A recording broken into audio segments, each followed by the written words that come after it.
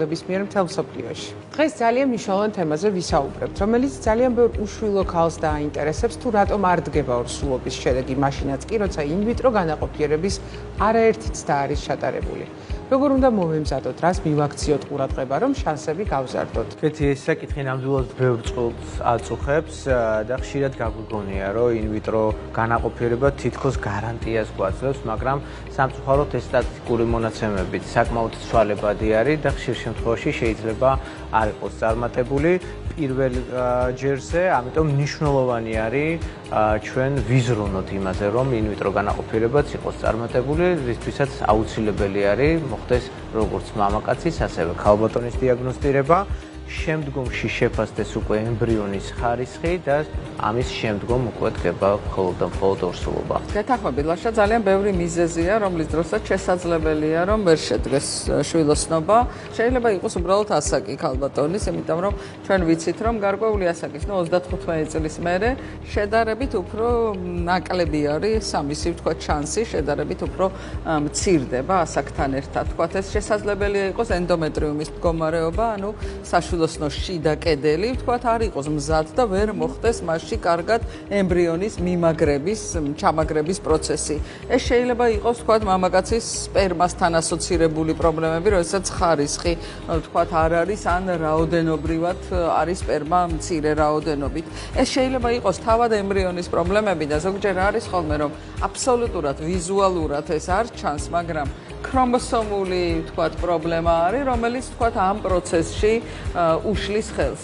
თუმცა ასევე დამეთანხმებით, რომ ხშირად არის, როდესაც ვერ ხდება დადგენა, რამ გამოიწვია უშვილობა, ანუ მიზეზი ცნობილი არ არის, თითქოს ყველაფერი გამოკვლეულია, არაფერი ხილული პრობლემა არ ჩანს და ასეთ შემთხვევაში ხშირად ჩვენ ვსაუბრობთ ხოლმე ეგრეთ წოდებულ აუხსნელ უშვილობაზე. კი და აქვე დავამატებ, მაიკო, რომ ძალიან ხშირად წყვილები ფოკუსირდებიან ტექნოლოგიებზე და კონკრეტულად პროცედურაზე და ავიწყდებათ, რომ ძალიან მნიშვნელოვანია ამ დროს მათი ემოციური მზაობა და ფიზიკური მზაობა. ასევე ძალიან მნიშვნელოვანია ცხოვრების წესი, ხო, როგორი იკვებება, როგორი რიტმი აქვს, ანუ აქტიურია ფიზიკურად არა, წონა არის, ასე ვთქვათ, პრობლემა თუ არა, რამდენად ბალანსირებულია მისი, ასე ვთქვათ, ემოციები და ყოველდღიურობა. ასევე ძალიან მნიშვნელოვანია ჰორმონული ფონიც, ხო, რომელიც საბოლოო ჯამში კომპლექსურად ყველაფერი ეს ხდენს გავლენას უშვილობაზეც და ზოგადად რეპროდუქციულ ჯანმრთელობაზე. აბსოლუტურად გეთანხმებით და სწორედ ამიტომ ხშირად სპეციალისტები ურჩევენ ხოლმე დამატებით კვლევებს. წყვილს ეს შეიძლება იყოს გენეტიკური კვლევა ემბრიონის, შეიძლება იყოს საშვილოსნოს უკეთ დათვალიერება სხვადასხვა მეთოდოლოგიით, ასევე თრომბოფილის სკრინინგი, რაც ძალიან მნიშვნელოვანი არის ამ დროს, რომ წვილი არ გაჩერდეს, იმიტომ რომ ყოველი ახალი მცდელობის დროს პრინციპში ექიმი ამ დროს იგებს ახალ სიახლეს და იგებს გზას თუ საით უნდა წავიდეს შემდგომი განაყოფიერების მცდელობის დროს. ასევე დიდი მნიშვნელობა აქვს, რა თქმა უნდა, კლინიკის გამოცდილებას და ემბრიოლოგების და არა მარტო ემბრიოლოგების პროფესიონალიზმს, სწორი ლაბორატორიული პირობები და თანამედროვე ტექნოლოგიები, რა თქმა უნდა, ზრდის წარმატების შანსებს, ამიტომ ყოველთვის ღირს ინფორმაციის შეგროვება და იმ გუნდის არჩევა, ვისაც დობას მიანიჭებს პაციენტი. სწორედ ამ თემაზე გვექნება დღეს საუბარი, გადაცემის სტუმრები არიან პროფესორი ნინო მუსერიძე, ქართულ გერმანული რეპროდუქციული ცენტრის ხელმძღვანელი, მედიცინის დოქტორი, მიან-გინეკოლოგი თამარა ნადირაშვილი და ქალბატონი ლელა ქურიძე, რომელიც შვილის ყოლის მრავალი უშედეგო მცდელობის და მანიპულაციების შემდეგ GGR-ში დაფეხმძიმდა და სულ მალე დედა გახდება. მოგესალმებით, როგორც ყოველთვის ძალიან საინტერესო თემებზე ვსაუბრობთ და ყოველთვის მიხარია თქვენი სტუმრობა სტუდიაში. დღევანდელი თემაც ვფიქრობ ერთ-ერთი საინტერესოა, ანუ გაურკვეველი გენეზის უშვილობა. რა არის ეს, რა ტერმინია და რას გულისხმობს, რომ გითხრათ ჩვენს მაყურებელს? მოგესალმებით, დიდი მადლობა. სულ გვიხარია თქვენთან ეთერში ყოფნა და მით უმეტეს იმ თემით, რაც ახალ სიცოცხლეს ეხება. რეალურად გაურკვეველი გენეზის უშვილობა დაახლოებით 2.5%-ია, ასე რომ ვთქვათ, ითვლება. იქიდან გამომდინარე, რომ მამაკაცის მიერი უშვილობა, ქალის მიერი უშვილობა დაახლოებით 9.5-ია 50-50-ზე, მაგრამ აი ეს პროცენტი რჩება, რომ შეიძლება იყოს ორივე სბრალი, შეიძლება პრაქტიკულად ორივე ჯანმრთელი იყოს, მაგრამ არსებობს უშვილობის გენეზი, რომლის დროსაც პრაქტიკულად არ ვიცით, რატომ არ ყავთ პაციენტებს შვილი. 50% ჩვენი წარმატებისა არის სწორედ დასმული დიაგნოზი და თუ ვიცით მიზეზი, პრაქტიკულად ამ მიზეზის აღმოფხვრაც ვიცით და ყველაზე რთული სწორედ ის არის, რომ ამ შემთხვევაში პრაქტიკულად მიზეზი არ გვაქვს. აი, რა გამოკვლევები ჩაუტარდა ლელას მაგალითად ამ შემთხვევაში? ყველანაირი გამოკვლევები გავაკეთეთ ჩვენ, რაც ეკუთვნის ნებისმიერ წყვილს, რომელიც მოდის კლინიკაში უნაყოფობად დიაგნოზით. და როდესაც კვლევებს ვატარებთ, ჩვენ ვადგენთ რამე მიზეზი არის თუ არ არის უნაყოფობის და ზუსტად ამ შემთხვევაში ჩვენ გვქონდა უცნობი წარმოშობის უნაყოფობა და ეს არის იმის მაჩვენებელი, რომ უნდა გაკეთდეს ინვიტრო განაყოფიერება, ნებისმიერი დამხმარე რეპროდუქცია. ზოგ შემთხვევაში ინსემინაციით ვიწყებთ, მაგრამ ზოგ შემთხვევაში ეგრევე ინვიტრო განაყოფიერებას მიმართავთ, აქ დეტალებზე არ ვისაუბრებ. ასევე ლელასთან დავიწყეთ ჩვენ იგივე გზა, ინვიტრო განაყოფიერება ჩატარდა, რის შედეგად მივიღეთ ემბრიონები და დაიწყო გრძელი გზა ემბრიონების გადატანის და გრძელი გზა ორსულობის სანამდე მიდეთ. რამდენი გადატანა ქონდა ლელა? 8 გადატანა. მე დავიწყე გააგრძელა სხვა ექიმმა, ოლიკო მორღულია ჩვენი ექიმი, ვისთანაც ბოლო გადატანები ჩატარდა. ძალიან კარგია, როდესაც პირველი გადატანა სრულდება ორსულობით, უხარია პაციენტს, უხარია ექიმს, კლინიკას, ყველას, მაგრამ მყავს, მეც და სხვა ექიმსაც ჩვენ კლინიკაში რამდენიმე პაციენტი, რომელიც ძალიან კარგად მახსოვს, იმიტომ რომ უამრავი გადატანა არის გაკეთებული და შედეგი მიღებული არის ზოგჯერ მე-7, მე-5, მე-6 გადატანის შემდეგ და ზოგ შემთხვევაში ჩვენს არ გვაქვს პასუხი თუ რატო არ დგებოდა მანამდე ორსულობა, იგივენაირად ყველაფერი მოგწონდა ჩვენ ენდომეტრიუმი, ემბრიონი კარგი ხარისხის იყო და ასე შემდეგ. აი ესეთი გრძელი და რთული გზა გაიარა ლელა. მთავარია რომ დღეს ლელა კითხვის ბედნიერი ვარ და დიდი მადლობელი ვარ მნიშვნელოვანი და მოსალოდზია. ასევე როგორც გვაქვს ინფორმაცია, გაქვთ ესეთი დაფინანსების მეთოდოლოგია და პროგრამა. საიდან წამოვიდა ეს იდეა? იმიტომ რომ არ არის ეს მარტივი და ხელმისაწვდომი პროცესი და მსგავსი მხარდაჭერა ძალიან მნიშვნელოვანია პაციენტისთვის, იმიტომ რომ ეს არ არის ცოტა თანხა, რომელიც ამ პროცესში პაციენტს შესაძლოა დასჭირდეს, ხო? ბატონო, წამოვიდა იქიდან, რომ ჩვენ მე მგონი ერთადერთი ქვეყანა დავრჩით მსოფლიოში, სადაც უნაყოფობა და ინვიტრო განაყოფიერება არ ფინანსდება. და იდეა აქედან წამოვიდა, რომ ჩვენ შეგვეძლო დახმარება გაგვეწია პაციენტებისთვის იმ უცხოელი წყვილების ხარჯზე, ვინც დაუშვათ მოდიოდა და ლელა სწორედ პირველის ასე ვთქვათ, გამარჯვებულია, ოღონდ იცით რა, ჩვენ ყოველთვის გათამაშებას ვაკეთებთ ხოლმე ისტორიის ან დაუშვათ დარეგისტრირებული პაციენტების და ლელა ავირჩიეთ ყველამ ჩვენი სრული გადაწყვეტილება იყო, რომ ლელა, რადგან ესეთი რთული პაციენტი იყო, ყველას დაგვეფინანსებინა და აბსოლუტურად უფასოდ გავუკეთეთ ბოლო 3 ინვიტრო განაყოფიერება, ესე რომ ვთქვათ, იმიტომ რომ ძალიან გვინდოდა რომ გამოგსვლოდა. ყველგან ძალიან დიდი ინვესტიცია იდება სახელმწიფოს მხრიდან, როგორც ონკოლოგიაში დღევანდელ დღეს, რომ ეს დაფინანსება არსებობს, ძალიან დიდი მნიშვნელობა აქვს, რომ სკრინინგი გვაქვს, რომ პაციენტს, ონკოლოგიურ პაციენტს დაფინანსებული აქვს ყველაფერი, მაგრამ დემოგრაფიასაც ნამდვილად რაღაცა ნაწილიც რომ დაუფინანსდეს ამ პაციენტებისთვის ძალიან დიდი შვება იქნება. ნუ რაც მთავარია, დღევანდელ დღეს მთელ კლინიკას უხაროდა ლელას ორსულობა. ერა ტესტიდან დაწყებული, ჰისტეროსკოპიით დამთავრებული PRP პროცედურა თუ რამე არსებობდა პრაქტიკულად ამ წყვილთან ყველაფერი ჩატარდა, რაც კი შეგვეძლო, ექიმის ხელის შეცვლით ამის ჩათვლით, იმიტომ რომ ჩვენთვის ძალიან მნიშვნელოვანია, არც ერთი ექიმი ერთმანეთზე არ ბრაზდება, რომ პაციენტმა რაღაც არანაირი პრობლემა არ არის პაციენტისთვის, ექიმის შეცვლა, იქ შეიძლება ექიმმა სულ სხვა რაღაცა დეტალი შეცვალოს და მისთვის თან ფსიქოლოგიური მომზადებაც არის, იცით? რაღაცა რო არ გამოგდის, მე გონია რომ რაღაც სხვისი ბრალია, ხო? მაგრამ რეალურად თავად ექიმი ამბობს. თავად ექიმი ამბობს, რომ გადაიყვანეთ, კი. არა იმიტომ რომ რაღაცა შეიძლება ჩემი შესაძლო მეთოდი ამოვსწრე ხო სხვა და ნახეთ სხვა მსადოს და ეს სხვა შეიძლება უბრალოდ ფსიქოლოგიური მეთოდი იყოს. პლაცებოა. რეალურად რო ვთქვათ, ხო, შეიცვალა ექიმი და შეიძლება მიდგომა შეიცვალა, შეიძლება მისი დამოკიდებულება ფსიქოლოგიურად დამშვიდდეს, იფიქროს, რომ ეს რაღაცას ისეც გამიკეთ. პრაქტიკულად ლელასთან ბოლო იყო იმუნოლოგიურ უშვილობაზე ვსაუბრობდით უკვე, რომ პრაქტიკულად ყველაფერი ვიცოდით მის შესახებ, გენეტიკურად გამოკვლეული იყო ემბრიონი, ასევე რა ტესტი გაკეთებული იყო, ზუსტად ვიცოდით დრო და წამიროდის უნდა გადაგოყო. ბრწყინვალე ენდომეტრიუმი. გადასარევი ენდომეტრიუმი იყო ყოველთვის, მაგრამ პრაქტიკულად არ დგებოდა, ერთხელ იყო ორსულობა, რომელიც შეწყდა და მის მერე ორსულობა არ დამდგარა და აი დღევანდელ დღეს რამდენი კვირის ხარვლა?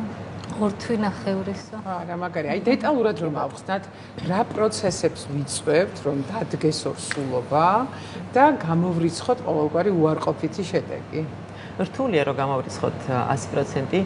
ნებისმიერი კონფერენცია რეპროდუქციული, რომელიც ტარდება მსოფლიოში დღეს, ერთ-ერთი ყველაზე საინტერესო თემა, რომელიც ყოველთვის არის, რა გავაკეთოთ მაშინ, როდესაც გადავიტანე გენეტიკურად ჯანმრთელი ემბრიონი ბრწყინვალე ენდომეტრიუმში ერა ტესტის შემდეგ ორსულობა არ დადგა. ყოველთვის არის ფრაზა სლაიდებზე where's and სად მივდივართ შემდგომ.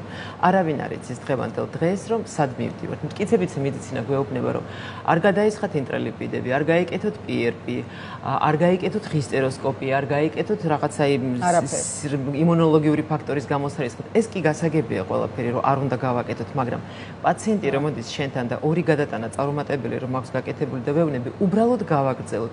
ძალიან რთულია რომ მიიღოს ეს.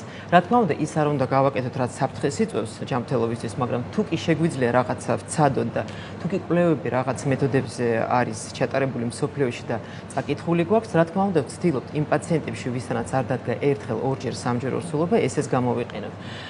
პირველ რიგში სტიმულაცია სრულდება პუნქციით, პუნქციის შედეგად ვიღებთ კვერცხუჯრედს, ემბრიოლოგი ირთვება ამ ეტაპზე ძალიან მნიშვნელოვანი ემბრიოლოგიური ეტაპი, ემბრიოლოგი გვეხმარება ემბრიონის შექმნაში, ემბრიონი შეიქმნა. გაუკეთა ბიოპსია, გენეტიკურად ჯანმრთელი ემბრიონი. მის შემდეგ უკვე უნდა დავიწყოთ გადატანისთვის მზადებას. პირველ გადატანა არ საჭიროებს, რა თქმა უნდა, მილიონერ კვლევას და უბრალოდ უნდა გადავიტანოთ ემბრიონი. არ დადგა ორსულობა ხშირ შემთხვევაში მეორე ეტაპზე ჰისტეროსკოპიას, მე და ალბათ ყველა სხვა ექიმი სთავაზობს, რომ ვნახოთ ღრუ და იქნებ არის ისეთი რამ, რაც არ ჩანს ეხოსკოპიაზე. მის შემდეგ გადაგვაქვს არ დადგა ორსულობა, აუცილებლად ერა ტესტი, ემა ტესტი და ელის ტესტი, ენდომეტრიოს სამმაგი ტესტი, რომ დავადასტუროთ ზუსტად როდის არის იმპლანტაციური ფანჯარას გახსნა ამ პაციენტში სტანდარტულად თუ არასტანდარტულად. მის შემდეგაც ხდება ზოგჯერ ასეთი რამე, რომ ორსულობა არ დგება, მერე იწყება უკვე ესეთი არასამედიცინო სიტყვა თამაში, თუ შეიძლება ასე ითქვას, PRP-ის თერაპია, კი, ცდელობები. PRP თერაპია, ენდომეტრიუმის, ინტრალიპიდების გადასხმა, ქრონიკული ანემიების საშუალებები, რომ რაღაცა ორსულობა და შენარჩუნდეს, ხო? იქნებ რაღაცა მეთოდი იმუშავებს ჩვენ შემთხვევაში და გაგვიმართებს. ხო, ამიტომ როდესაც დგება ორსულობა, მერე რა პროცესი იწყება? მერე ხო არ ვანებებთ თავს და აქ არ ვჩერდებით, ხო? მერე მთელი რიგი კურნალობა და რაღაცა გრძელდება. ძალიან პროფესიონალი მიანები მუშაობენ, ვისაც მიყავთ ჩვენი ორსულობები. ჩვენი ორსულობები დგება რაღაც გარკვეული პრეპარატების რამდენად აუცილებელია ამ პრეპარატების გამოყენება? ხშირ შემთხვევაში გვესაჭიროება, იმიტომ რომ ყველას არ აქვს ოვულაცია, ყველას არ აქვს იდეალური ენდომეტრიუმი და იდეალური პირობები, რომ მოხდეს გადატანა ბუნებრივ ციკლში, ამიტომ ხშირ შემთხვევაში გვესაჭიროება ის მკურნალობა, რომელიც მიღებული არის მთელ მსოფლიოში და არაფერს საფრთხეს არ იწვევს ზოგადად ორგანიზმისთვის. ეს პრეპარატები ნელ-ნელა მოიხსნება ორსულობის პერიოდში და ყოველთვის, როცა პაციენტი სხვაგან დგება აღრიცხვაზე, ვაფრთხილებ, რომ თუ დგებით სხვაგან აღრიცხვაზე, ექიმმა უნდა იცდეს ორსულობის მართვა ინვიტროს შემდეგ, რა ეტაპზე რა პრეპარატი უნდა მოიხსნას, რომ არ შეწყდეს ეს ორსულობა და სადღაც 14-15 კვირის შემდეგ უკვე მინიმალური რაოდენობა პრეპარატის იღება. კი, ასევე ძალიან მნიშვნელოვანია თქვენ თქვით, რომ უნდა იცოდეს მეანმა მართვა, რომელია ყველაზე ასეთი მოსაფრთხილებელი პერიოდი მკურნალობის პროცესში. ჩემი აზრით, როგორც მეანგინეკოლოგის, ალბათ 12-14 კვირამდე. მერე უკვე ცოტა მშვიდდება პაციენტიც, ჩვენც მშვიდდებით და ნელ-ნელა. დიდ ვადებზეც არის, რა თქმა უნდა, გართოლებები, მაგრამ ზოგადად ყველაზე ისეთი მნიშვნელოვანი პერიოდი ვარ შეცდოს. რეპროდუქტიულ, ასე ვთქვათ, მოსამზადებელ პერიოდში ყველაზე მნიშვნელოვანი მოსაფრთხილებელი პერიოდი რომელია? სტიმულაცია უნდა ჩატარდეს სწორად.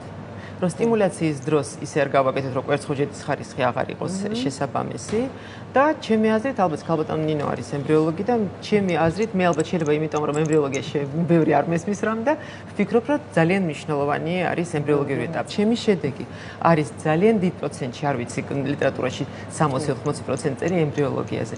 რას მაწვდის კათეტერში რა ხარისხის ემბრიონს, რა თქმა უნდა, პირველ რიგში ხარისხი დამოკიდებულია ჩვენ უჯრედებზე, მაგრამ თუ კარგად ჩატარდა X-ი, თუ კარგად გაეზარდა ემბრიონი, გაყინვა, გამოყინვა, ბიოპსია, ბევრი რაღაც манипуляცია ტარდება ემბრიონზე და თუ ჩატარდა კარგად, მაგ შემთხვევაში მეც თუ ვიყო ჩაღე, შედეგს მივიღებთ და თუ ემბრიოლოგმა ვერ დაგეხმარა, მე ვერაფერს ვერ ვიზამ. ვიცით ჩვენ რომ ახლა ეშრეს ძალიან დიდი კონგრესი იყო და ორი სიტყვით თუ გვეტყვით, ვიცით ისიც რომ თქვენ ბრძანდებოდით ამ კონგრესზე, რა იყო სიახლე, თქვა ძირითადი, რაც შეიძლება რომ თქვენ გითხრათ. მინდა გითხრათ, რომ ალბათ ბოლო 10 წლის განმავლობაში ძირითადი სიახლეები არის მაინც ემბრიოლოგია და გენეტიკაში.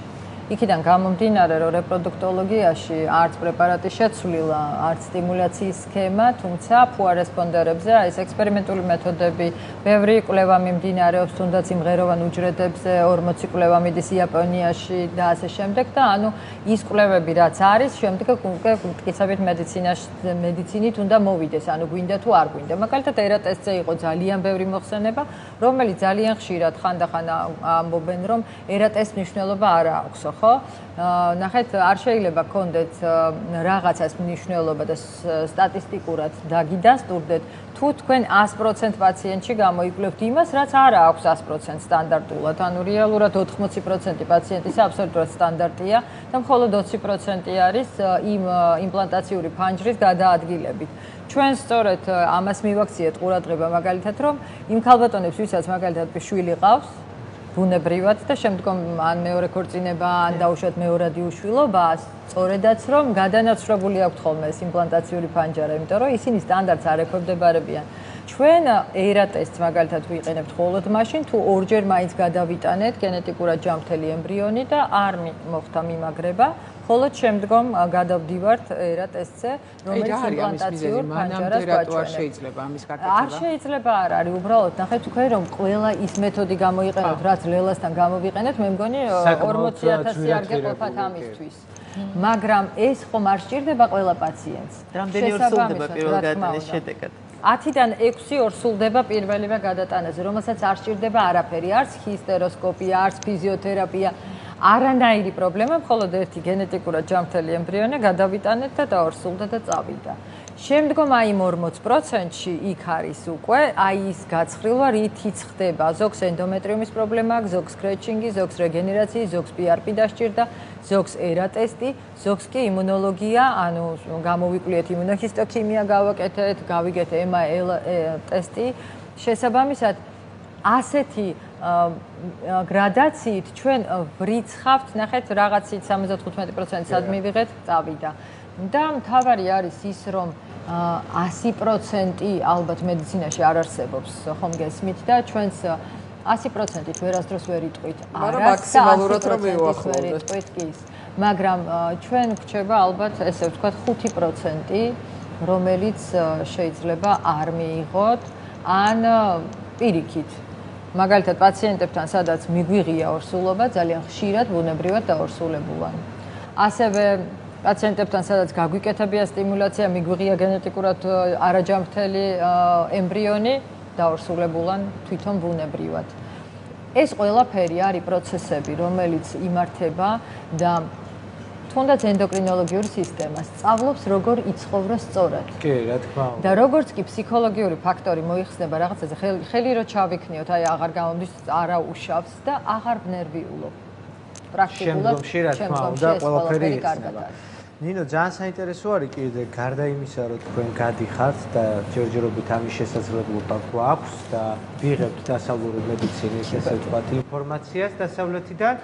თქვენ მერე საქართველოშიც უკვე ჩვენ კოლეგებს მაქსიმალურად ცდილობთ, რომ ეს ინფორმაცია მიაწოდოთ და სწორედ ამიტომ სექტემბერში გეგმავთ დიდ კონფერენციას, რო გითხრათ ამის შესახებ რამდენიმე სიტყვა. სექტემბერში იგეგმება მე-20 კონგრესი რეპროდუქციული ჯანმრთელობის აკადემიის პრაქტიკულად. შესაბამისად, მე-20 კონგრესი ტარდება პირველად ასეთი მსოფლიო კონგრესი საქართველოში და ჩვენ გვაქვს პატივი ვუმასპინძლოთ ასეთ დიდ კონგრესს Human Reproductions, რომელსაც ატარებს ხოლმე ანდრია ჯენაზანი და საქართველოს დასახელდა და სხვათა შორის კანადას მოუგო, იმიტომ რომ კანადაში უნდა ჩატარებულიყო მონრეალში და ჩვენთან ტარდება. ეს ძალიან მნიშვნელოვანია. 18-დან 21 ბატონი არჩილის დამსახურება ის, რომ ეს კონგრესი ტარდება საქართველოში, იქიდან გამომდინარე ბატონი არჩილი, სხვათა შორის ძალიან ბევრი ქვეყანა არ შედის აკადემიის წევრი არ არის და რეპროდუქტოლოგიაში არჩილ ხომასურიძე არის ამ აკადემიის წევრი და შესაბამისად პატივი გვერგო რომ მივიღოთ და ვუმასპინძლოთ ამ ხელა კონგრესს და ჩვენ თვითონ ონკოფერტილობის ასოციაცია და GGRC სპონსორია პლატინის ამ კონგრესის. შესაბამისად, ჩვენ დავთმეთ ის საერთაშორისო კონფერენცია, რომელსაც ვატარებთ უკვე მე-6 წელია, Infertility 35+, და დღეს ვიქნებით და გვაქვს პატივი, რომ ვიყოთ ამ კონგრესის სიმპოზიუმი.